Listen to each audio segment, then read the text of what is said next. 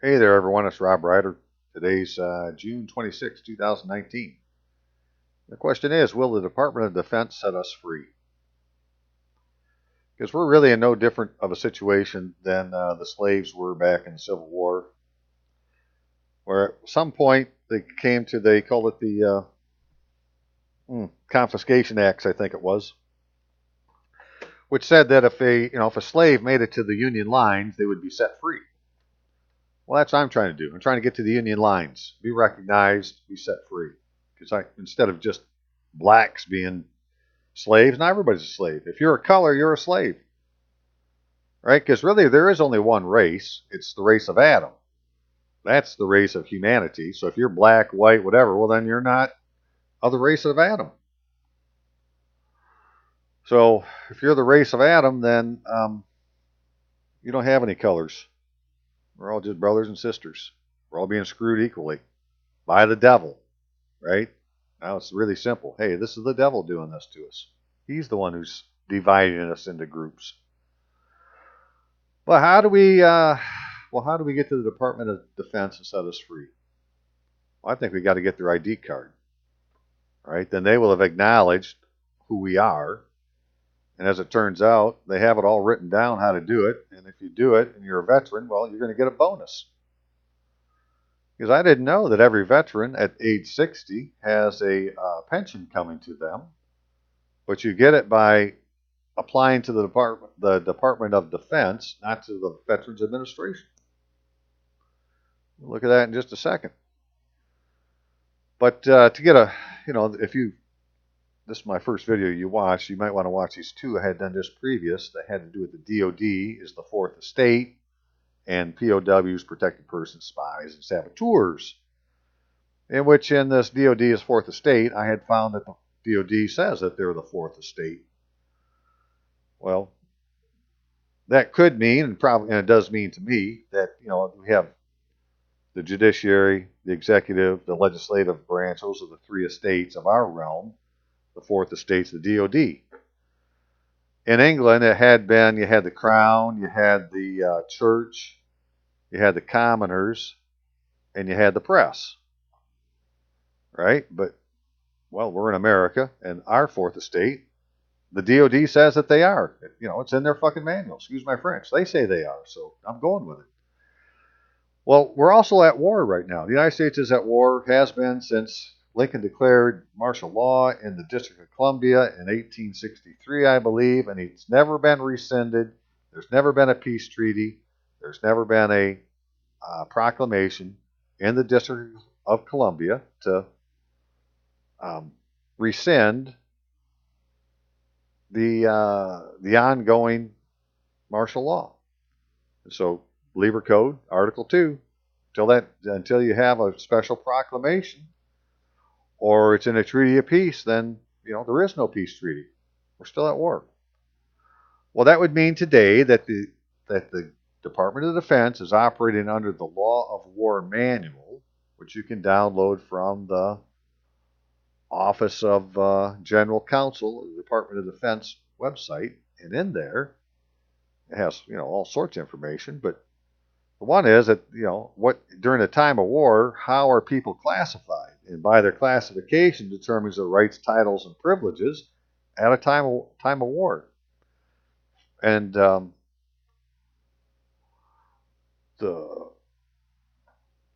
status to have, at least, is to be considered a protected person under the Geneva Convention. Because otherwise, you could be considered a belligerent, or you could be considered a spy or saboteur, or all sorts of other nasty things, right? Which would put you in the wrong jurisdiction. No, we want to be protected by the Department of Defense. So that was, the gist of that, and at least the fact that when they have these ID cards, and this is what the DoD says, and some of the DoD specific things I was reading in the last couple of days, that DoD ID cards serve as the authoritative assertion of identity and are used as proof of DoD affiliation. Well, there's no higher form of identity that you can have than a DoD ID card, and it proves that you're affiliated with the DoD, which would mean, keep your hands off. If you're in the DoD, then you're under the UCMJ, and if somebody has something against you, they need to take you to the post and swear to it, which they're not doing. When you get pulled over on the side of the road, they're not doing anything that's legal. The guy that's out there doing it to you, he doesn't even have a proper oath of office. The people that sent him out there, they don't have a proper oath of office. The judge they're going to take you to, he doesn't have a proper oath of office. The prosecutor that's going to prosecute the case, he doesn't have a proper oath of office. None of these people had the oath of office for the office they claim to be administering. So they don't have any authority under the United States. They're just usurping it. Well, you don't have to answer to them if you have the proper identification. You can say, I claim POW status. Contact the Department of Defense. Well, it's a lot easier to do if you have the ID card. But if you don't have the ID card, just do it anyway. Say you claim POW status, not political prisoner status or protected under the Geneva Convention. No, you need to specifically say you have POW status, because once you do that, the only ones who can make a determination what your status really is a competent tribunal. Not one dude sitting behind a desk wearing a black robe. Take 3 of them, right? Had to be a tribunal, which is really what a court of common pleas is. It has 3 judges. So, more of that later. But the Title 32, Code of Federal Regulations, Part 161, is the section that really defines what this is about the DoD ID cards and what comes with it.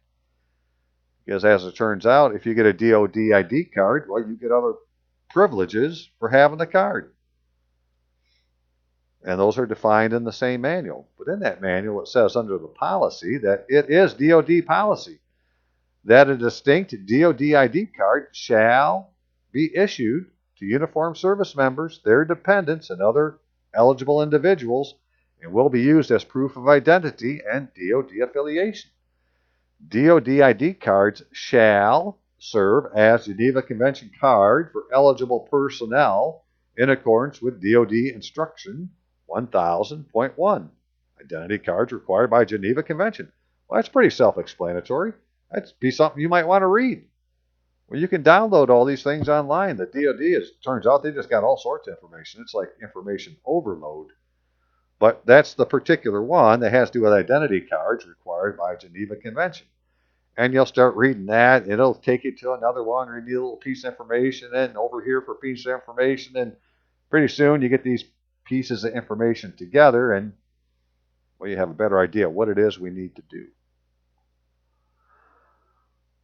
So the DoD ID card shall be issued through secure and authoritative processes in accordance with DoD Directive 1000.25, DoD Personnel Identity Protection Program, the PIP.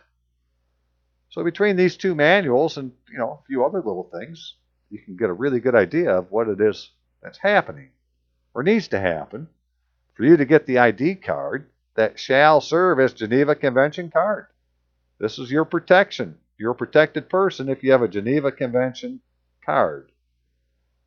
You can be taken prisoner, but now you're a prisoner of war, right? You're not a criminal. You didn't break some civil law. No, I'm a POW. If you're taking me, I'm a POW. Otherwise, you need to take me to a military tribunal, and you need to swear to your freaking complaint. And that isn't where they're taking us to court. They're taking us to these courts that are pretending to be the state. They have judges that don't have an oath of office that complies with what your state constitution says a judge needs to take to be a judge. And they didn't use their full legal name. Right? They used a middle initial. They concealed their identity. They could be tried for spying. More on that later. But, hey, this all takes time, and it takes all my time. Somebody has to do it all the time, and that's what I'm doing. So if you can, please donate. I'm really counting on you to help me get through to the end where we can get this damn identification figured out and get ourselves in a proper venue, because we're all in the wrong venue right now. We need to get out. So if you can, please donate. PayPal, robryder@AOL.com, ROBBRYDER, or Robert Allen Retlewski by mail. But that isn't necessarily my residence address, but that's my mailing address. This is one of them jots and tittles we have yet to figure out. So if you want to contact me, though, do it by email to courtofrecord@AOL.com, or my phone, if I can get to it. Well, that's the idea. And really, this is all I'm interested in right now. And I'm not interested in your traffic ticket. I'm interested in how am I going to get an ID card and have the DoD agree that they're my protector. That's all I'm really interested in. Right? So how are we going to get that done? And what about that veterans bonus? Let's take a look at that stuff. Hang on just a second. Okay, so in doing this research, one of the manuals that I came across is in the Federal Register. I guess it's really not a manual. It's part of Title 32 CFR Part 161, which is at the Department of Defense, right? That must be Title 32. It has to do with identification cards for members of uniformed services, their dependents, and other eligible individuals. Interim rule. And it's in the Federal Register. And one of the things I had found out in this recently is that any agency that has any rule that they want to say this is the rule, they have to have recorded it in the Federal Register. So then this must be one of those rules they're speaking of. And so identification cards for members of uniformed services, dependents, and other eligible individuals. Protected persons is what they're called in the Geneva Convention. And so it talked about getting the card and the life cycle of the card, like how often you need to get the card. And then it talked about the benefits that go with the card, right? Benefits for members of uniformed services, their dependents, and other eligible individuals. And, right off the bat, so I'm going through that, well, how are they defining these different people? And I came across 161.12, benefits for former uniformed service members. I'd say, well, that's me. I'm a veteran. What are they talking about? Retired veterans. And then I read the next one. I said, well, no, this is for retired veterans. Benefits for retired members of the uniformed services. So, I didn't retire from the military, but I'm a former member. So whatever benefits I get are going to be under 161.12. So I have to go read that. But there are other things to read, and it has all these definitions in here. Here's a good one. CHC, medical care provided through the TRICARE program, including networks of CHC professionals, institutions, pharmacies, suppliers to provide access to high-quality health care services. That's supposed to be available to any veteran that's 60 years old or older. That's one of your benefits. Well, I never knew that before. But I'll show you where it says it. All right, went on to what's a former member? An individual who is eligible to receive retired pay at age 60 for non-regular service pursuant to 10 U.S.C. 1223, but who has been discharged and who maintains no military affiliation. These former members at age 60 and their eligible dependents are entitled to medical care, commissary, exchange, and MWR privileges.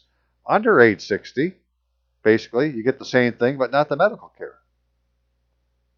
Right, but you still will get the ID card, because the ID card is what allows you on post to have access to these other benefits we're talking about. So again, I didn't even know this existed. It's like, well, that's cool. I mean, we'll look at that too. But then I got down here where it said what the policy. So what is the policy of the DoD as far as these cards? It says the policy of the DoD that a distinct DoD ID card shall be issued to uniformed service members, their dependents, and other eligible individuals, and will be used as proof of identity and DoD affiliation.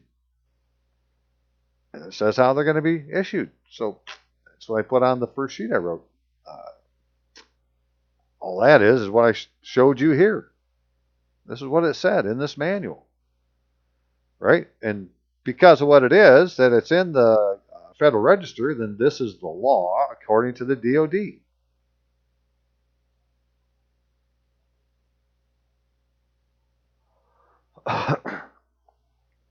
It's their policy. And it goes on and on and on. And just real quick, because I wanted to show it to people that are veterans, because a lot of veterans are hurting. You know, you're not getting all your benefits that you're supposed to be getting through the VA. You're getting your ass screwed there. But what they do have is benefits for former uniformed service members.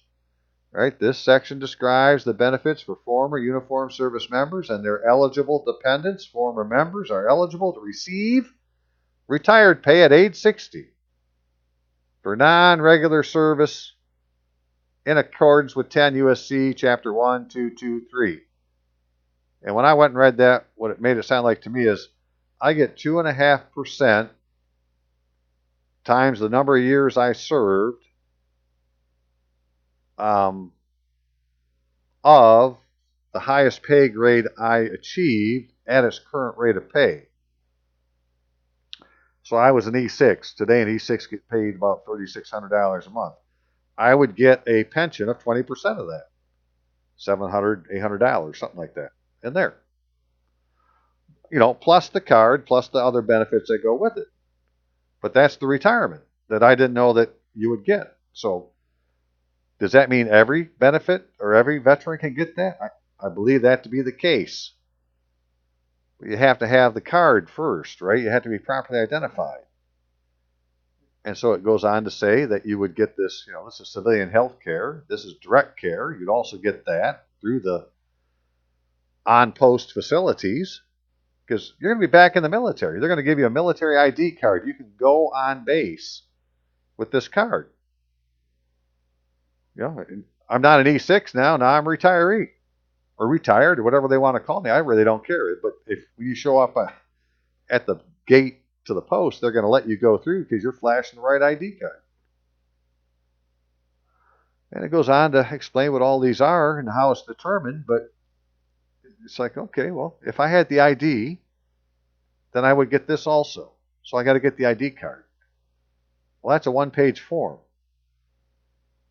Right? It's all of them are done in the same form. It's done in this DD form 1172-2. Whether you're just a protected person, civilian, or you're a veteran, or whatever the case is, everyone uses the same form. It's just how does everyone fill the form out? And these are the jots and tittles of the law. We got to make sure this is filled out right. Right? Because they want to have your current home address. It's like, okay, well, what is it? Is it my mailing address? What do they define as your home address? So I'm looking at this today, and there's this part here, and then I had found these instructions that go with it, instructions for completion of the DD Form 1172-2. And I had also found out that they have a site to go to that if you go to this Rapids site locator and you put in your state, it'll show you. Let me go back to the search and do this real quick, right? So these are the places that can issue the ID card. Talked about doing it online and having places to go to. So in Michigan, there's 15 sites. And they all have to do something with some kind of military base.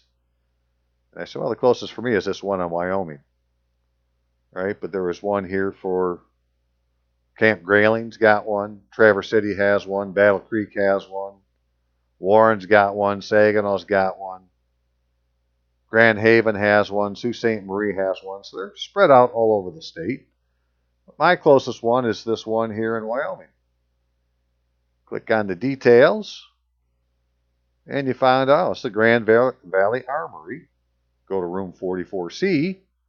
It's open 5 days a week, 9 to 14 or 1600, 4 p.m. They got walk-ins, appointments, online appointment, schedule an appointment. Family member cards, yes. So this is the place I would go to get my ID card. Kaiser Gillespie. It's my point of contact. So I said, okay, well, that's good. But they had talked about being able to do it online. So I went there to check that out. And it sends you to this rapid self-service ID card office online. Right? Sign in. Come to this page, self-service consent to monitor. Yeah, go ahead, watch me. Watch me fill out the forms. I don't care. I got nothing to hide. One of my DS login, which I do have one. It's usually as it turns out, your first name, middle initial, last name, all lowercase with an ID card or with a password. And then they want you to put in your contact information, right? But it's like, well, there, they got me as Robert A. Rytlewski. I didn't put this in there, right? I want it to be Robert Allen. I want everything to be Robert Allen. I don't ever want to have a middle initial again. In fact, I don't have a middle name. I've decided I just have a given name, right? If we need to decide, then decide to have a given name and say you put Robert Allen in the first name box and forget the middle name. I don't have one. Okay, but then they want your residential address and your mailing address. Right? So I called them about changing this. Right? So I said, well, this shit's wrong. I want to change it. But how am I going to do it? And as it turned out, you go down farther and they got a phone number to call. So I gave them a call today. And I said, hey, you got my name wrong. Right? I want to have it changed to Robert Allen. It's my given name. I don't have a middle name. I don't have a middle initial. If we need to, put Robert Allen in the first name box, but make it Robert Allen. Well, she tried to do so online, and she couldn't do it. So you're going to have to send a fax with the birth certificate to this particular fax number. And I said, okay. I said, well, how about this address thing? He says, well, what about it? I said, well, you got residential and mailing address. Right? So I live in Oakfield Township. Right? But my mailing address, the mail comes out of Rockford. Right? But I live 10 miles away from Rockford. And she's saying, well, yeah, I got the same thing. Da, da, da. I said, well, then, what's your residential address? Because they're defining, they're asking for two different ones. Or they're saying they can be two different ones. And I'm not happy to fill out a block for a residential address unless somebody gives me the definition of what a residential address is. Hang on just a second. So, she wasn't able to help me out, but she said, do they have their fax number on here? You may have to go right to their website. They don't have their fax number on here. But she gave me the fax number. But this DMDC, they have their own website, and they have their own fax number on there. Right? So you could just go to DMDC. If you put that in, DMDC, right, the computer will know, well, that's Department of whatever that is, and take you right to it. She said to send them a fax, right, and to tell them what's going on. So basically, she said, give them your full legal name, make sure it has that on there, give them your social security number, give them a point of contact phone number. I said, well, I'm going to give my email address too, and then tell them what's going on. So sponsor name is incorrect on DMDC/Deers. What is correct residence address? Notice I need to be informed of the case number assigned to my concerns. She said they would start an internal case on your situation. So I want the case number. I am the sponsor, Robert Allen Rytlewski, for the date of birth, 9/5/1958. I do not have any initials in my name. I have a given first name, Robert Allen, and a last name, Rytlewski. I do not have a middle name.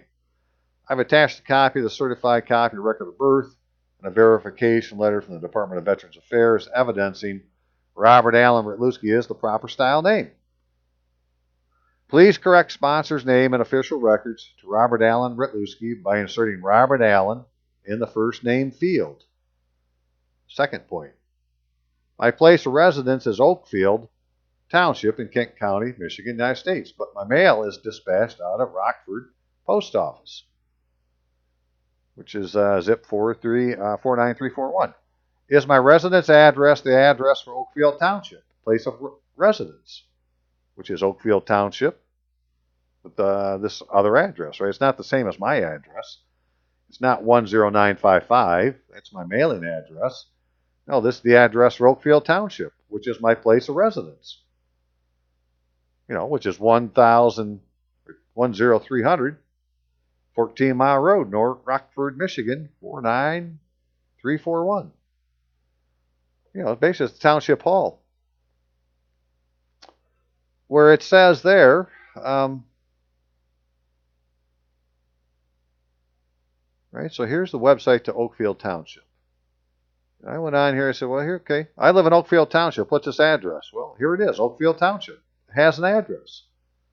That must be the address for my residence. It's not my mailing address, but it's the address for my residence if my residence is Oakfield Township. And I had actually played with these addresses earlier this year or late last year or summer last year, whenever the heck it was, where I was changing the residence address on my state ID by filling out the form and sending it into the state of Michigan. And they did actually change it to this address. And then soon after they did that, where this was my residence address, I said, and my mailing address is where I'm at now, right? Soon after, I got mail that was from the state showing that my all caps Robert Allen Ritlewski owed sales tax and excise tax of almost, between the two, $16,000. It's like, well, that's cool. If I owe $16,000, that's about 6% of what Robert Allen Ritlewski made. Where's the rest of it? Because I didn't see it. I want to know who's got my money. And so that's, I went into them with that and tried to get a court case set up. And, well, you're dealing with people that really don't want you to have anything. And so they, it never materialized. I didn't know what to do next with it, so I just went on to the next thing. But I know it was because I was playing with these addresses. And so I really believe that my residence address is Oakfield Township at this address. All right, that's the address that actually goes in this damn form up here. And it may actually be Oakfield Township with the address right here. The street address being the second line of the address. But the first line is Oakfield Township. So, and then put the address the way they had it. I was trying to make it Oakfield because that's where I live. But I don't think so. I just think I use, if I'm a resident of Oakfield Township, what is its address? I'm not going to overthink it. I just want to say I want to use this.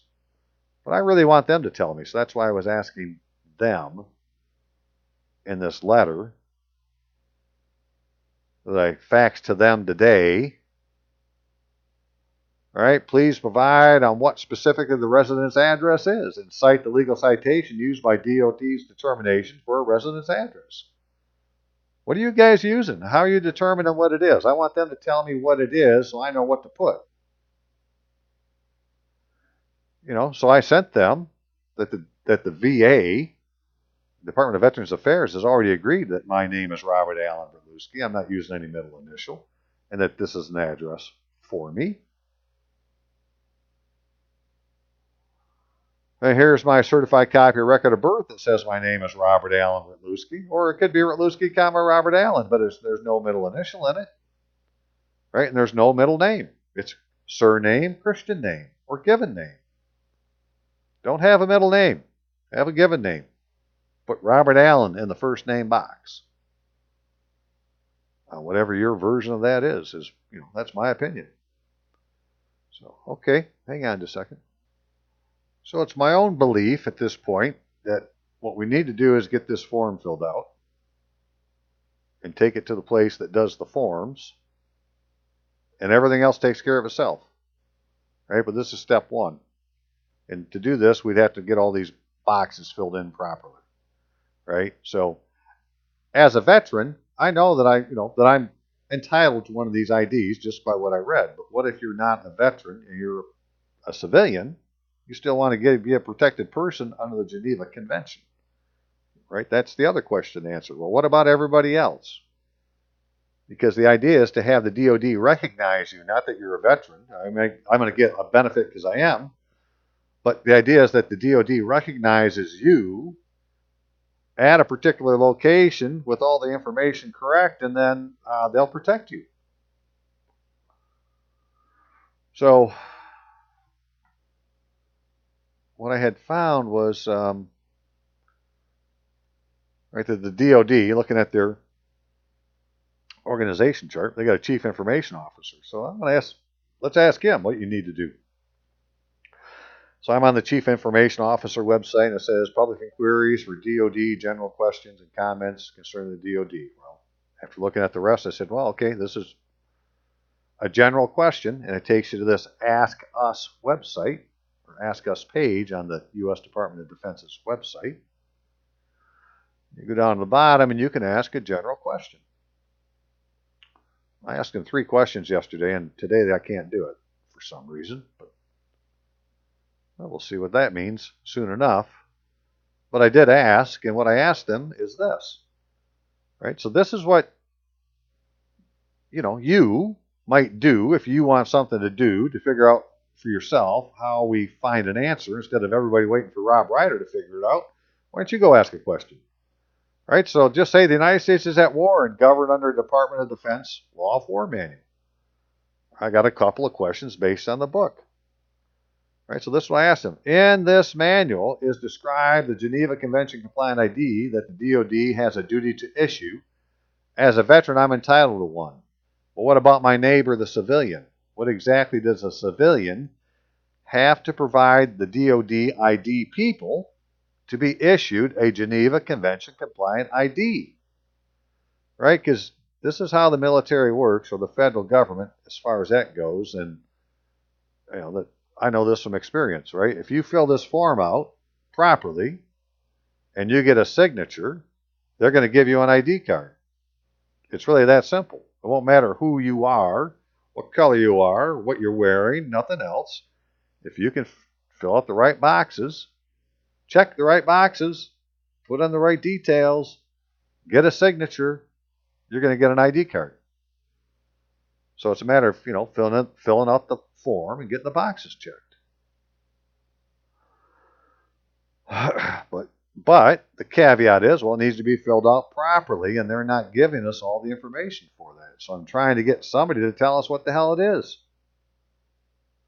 So that's the idea, right? If you're a civilian, you could ask them. Say you want to be considered a protected person under the Geneva Convention, and you want a Geneva Convention compliant ID card. What information, sir, do you need from me for you to give me that card? And go ask the experts instead of us trying to figure it out. How does someone have a competent tribunal authenticate a person's status prior to becoming a POW? In other words, if my neighbor, the civilian, really wants the Geneva Convention compliant ID, then who do we need to petition in order to have the competent tribunal rule in my neighbor's favor and authorize his or her application for a Geneva Convention compliant ID? In the Department of Defense manual, it says that once you've claimed to be a POW, right, that whether you have an ID card or not, the only one who can determine your status is a competent tribunal. Now, a competent tribunal in the military is 3 officers together making a court-martial court. That's a competent tribunal. I'm not saying there aren't others, but in the military, that is one. They get 3 officers together and they can make a competent tribunal. Well, if the judges at the district court sitting by themselves aren't a competent tribunal, what if 3 of them sat together and you had a 3-judge court? Because the judges at the federal court, right, they're not judges under Article 3 of the Constitution, judiciary branch judges. They don't have a commission that has the seal of the United States on it. They have a commission that has the seal of a executive branch office, the Department of Justice. Well, that isn't the government. It's a division of a government. It's the worker of a government, but it's not the government. It's not a co-equal branch of government. So the judges sitting in the district courts that we think is federal district courts don't have a commission, and neither do the circuit court judges. None of them do. They don't have a commission as a judicial branch officer. They have a commission as an administrative branch officer. And they took an oath that uses as part of it, the oath that came out of 5 U.S.C. 3331, and Title V is an administrative branch title. It's not judicial, and it's not legislative, or it's not the Congress, right? It's the title that basically enacted the Administrative Procedures Act. So all of these judges are administrative officers. They could actually be military commissioners, right? That they have a military commission. And so they can use a fictitious name because they have a military commission, but they're not civil officers, they're military officers. And so when you tell them that, you consider yourself a POW, well, unless 3 of them get together to make a decision, or 3 of them would have to get together to make a decision on your status. That's what I'm thinking.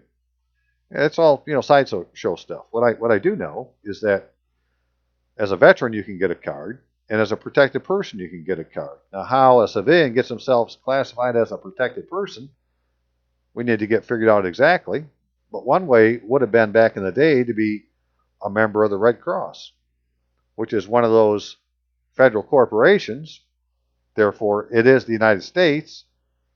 The problem that we have with the way it is today is it's not